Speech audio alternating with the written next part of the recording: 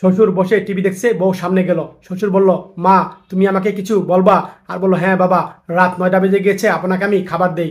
শ্বশুর বলল, ছেলে আসুক, তুমি আমি মিলে সবাই একসাথে খাবার খাবো।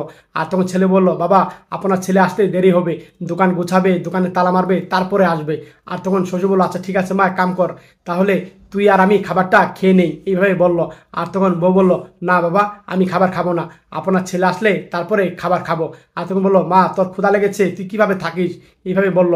আর তখন বউ বলল, বাবা আমি এইভাবেই থাকি, ছেলে আসলে তখন আমরা একসাথে খাবার খেয়ে নিব, আপনি খাবার খেয়ে নেন, এই কথা বলল।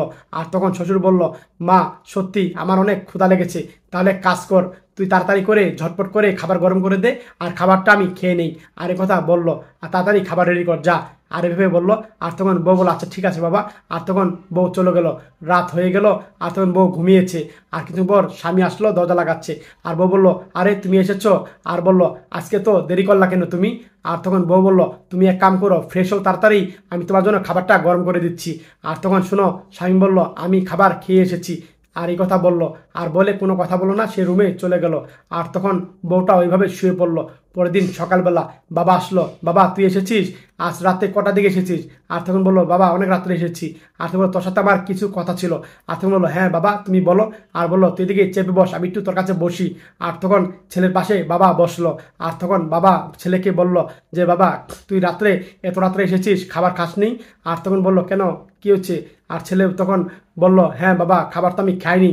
আর তখন বলল, শোন, তোর জন্য যে বউ না খেয়েছিল তুই এটা কি জানিস? তুই তো খাবার বাড়ি থেকে খেয়ে এসেছিস। আর তখন ছেলে বলল, কেন বাবা কি হয়েছে?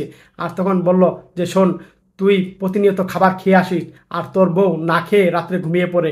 আমি কতবার বলেছি, আয় মা তুই আর আমি খাবার খাই, ছেলে এসে খাবেনি, কিন্তু আমার কথা একটুও শুনেনি। বলছে, না বাবা, আপনার ছেলে আসলে তারপরে আমি খাবার খাবো।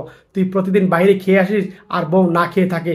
দেখ, এরকম বউ পেয়েছিস, তারপরেও বউয়ের কোনো তুই সম্মান রাখিস না, আর বউকে ভালোবাসিস না। তুই তোর মতো থাকিস, আর বউ বউর মতো থাকে।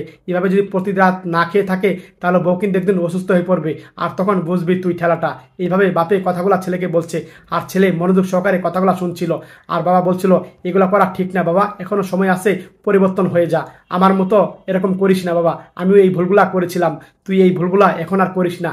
ছেলেকে বাবা এগুলা কথা বলছে, আর ছেলে অবাক হয়ে কথাগুলো শুনলো।